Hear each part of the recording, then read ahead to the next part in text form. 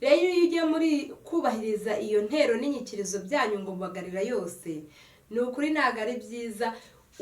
Uhura n'ingorane igihe uzaba warageze mu rugo, igihe uzaba warashatse, kuko icya mbere nyine wabagariye yose, ugiye gushaka puru gushaka gusa, ugiye gushaka nta yindi ntego, ugiye gushaka nyine kuko ari igihe kigeze.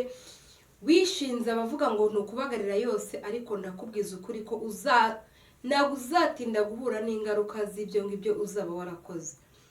Umva mbabwira impamvu rero ituma mugomba kwirinda kubagarira yose. Icya mbere, niba uri umukobwa, tuvuge ni urugero, ukundanye n'abahungu 5 kandi wifitiye agatima kamwe, hari nkaho njya numva ngo ngiye nifitiye agatima gatoya, nta mpamvu yo kukananiza. Wanze kukananiza ariko ukagabanyijemo ibipande 5. Ibaze rero uri umukobwa ufite abahungu 5, ubeshya utendetse ngo uri kubagarira yose, ngo uri gupima amahirwe, ngo se ngo ejo n'ejo bundi ngo namenya ari uwo uzanjyana. Ariko ndakubwiza ukuri ko icyo gihe uba wahubutse, kubera ko icya mbere ukunze uwo muhungu, uragiye ukunda n'ubundi, ubakundiye mu gihe kimwe. Ntabwo ari byiza habe na gato. Urukundo rwawe niba rwari 100%, niba ufite abahungu 5, umwe arafata 20%, undi 20%, undi 20% by'urukundo rwawe ufite, noneho igihe kizagera ukavuga uti ndidesize uko byagenda kose ngiye guhitamo uyu muhungu niwe tuzabana, cyangwa se ngiye guhitamo uyu mukobwa niwe tuzabana. Wari ufite abakobwa 10 utendetse, ndakubwiza ukuri ko urukundo uzamukunda. Icyatumye ukururwa n'abari abahungu bandi cyangwa se bari abakobwa bandi naho cyagiye, n'igituma wita kuri uwo nguwo umwe ukavuga uti reka ari we nshyira mu rugo.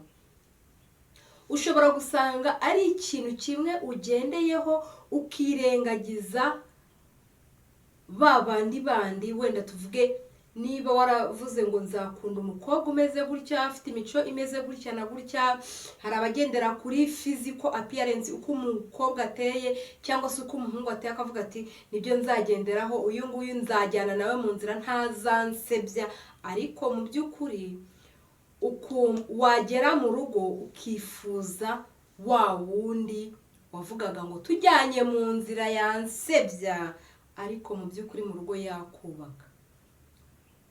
Nizere ko ako kantu mvuze mwakumvise neza. Nujya guhitamo uzahitemo neza, utagendeye kuko abantu bazabifata, uzagendere wowe kuri wowe ukufashe uwo muntu.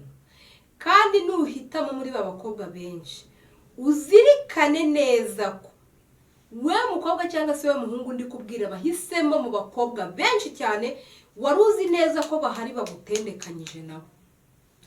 Uzitegure ko urukundo rwa wa muhungu cyangwa se rwa wa mukobwa, niba yaraguhaga 20%, nta cyahindutse. Niyo 20%, agatima ke yakagabanyijemo kenshi, urukundo rw'umwimerere rwamukamutsemo, nyine yararutagabuje, yarunyanyagije hirya no hino naho rudakenewe.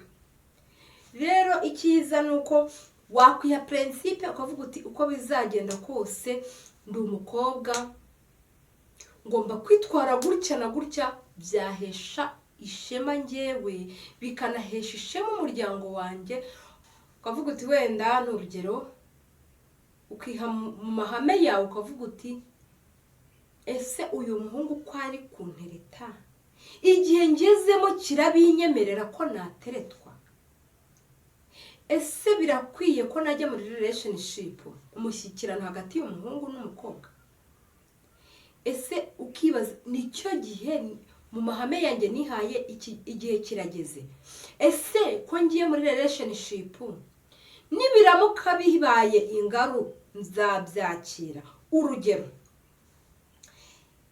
first of all, icyambere banza wirebe wowe uvuga uti ko hari abahura n'ingorane ugasanga bateranye amada batarabana.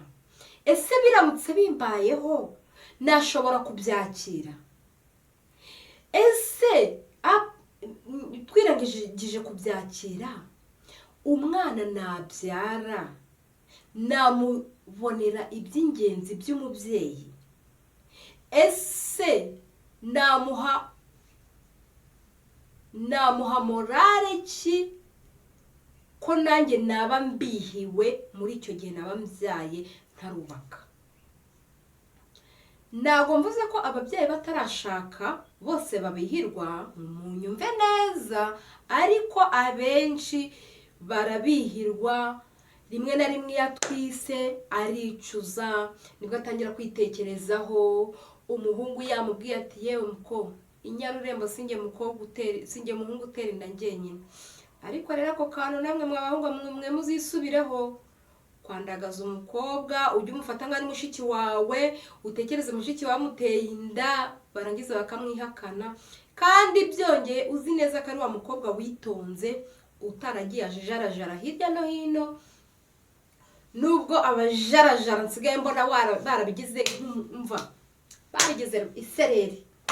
Wagira ngo umukobwa utajarajara muri iki gihe cyangwa umuhungu utajarajara hari ikibazo aba afite. Ariko nk'uko Bibiliya bivuga, hari bya bihumbi 7 bitarapfukamira Bayali. Wowe mukobwa rero uri mu bya bihumbi 7, ndakwinginze ngo komera ku mahame wihaye, ukomeze wiha intego yawe. Ni ukuri ntawifashe neza cyangwa ntawitwaye neza useba, ahubwo bimuhesha kunesha, bimuhesha icyubahiro, bimuhesha umugisha uruta wa wundi, bimuhesha amahoro mu mutima biruta wa wundi wagiye hirya no hino akajarajara.